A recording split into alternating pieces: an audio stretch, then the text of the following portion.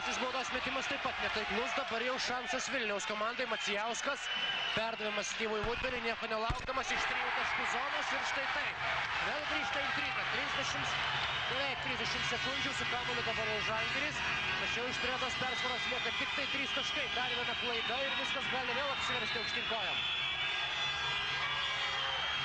Iki galo gali laikyti kamuolį žalgiriečiai, tai dabar sėkmingai daro Mindaugas Timinskas. Galima žaisti toliau, Šiškauskas ištraukia kamuolį. 10 sekundžių, paskutinysis šansas Vilniaus klubui. 5 sekundės, Macijauskas. Šeštokas iš 3 taškų zonos. Sunku to patikėti, tačiau Kęstutis Šeštokas likus 30 sekundės išlygina rezultatą 80-80. Štai šis paskutinysis epizodas. Rezultatas lygus. Kęstutis gali tapti didvyriu. Atrodo, kad jis gali tapti didvyriu.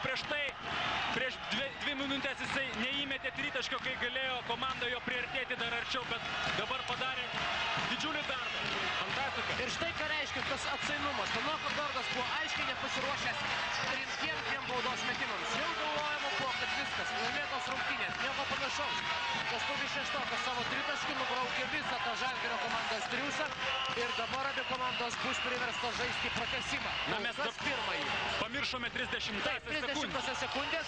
Abejonė, šiek tiek paskubėjome, užbėgome įvykiams už akių, tačiau atrodo, jog Žalgirio krepšininkai dabar jau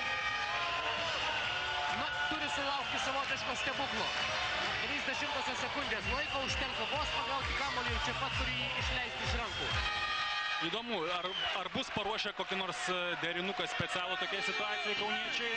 Na, aišku, kad kažkur tai arti krepšio turi skrieti kamuolys, kad kažkas galėtų beveik tik pamušti ranką. Taip. Taigi dabar jau Žalgirio komanda griebėsi šiaudo, bandydama išsitraukti pergalę šios dienos rungtynėse. Priešingu atveju jie bus priversti žaisti pratęsimą. Edas Kota, perdavimas per visą aikštę. Mindaugas Timinskas! Mindaugas Timinskas padaro tai, ko nebuvo galima net tikėtis. Pasižiūrėkite štai į džiūgaujančių Žalgirio krepšininkus. Komandos kapitonas likus 30 sekundės priverčia užtilti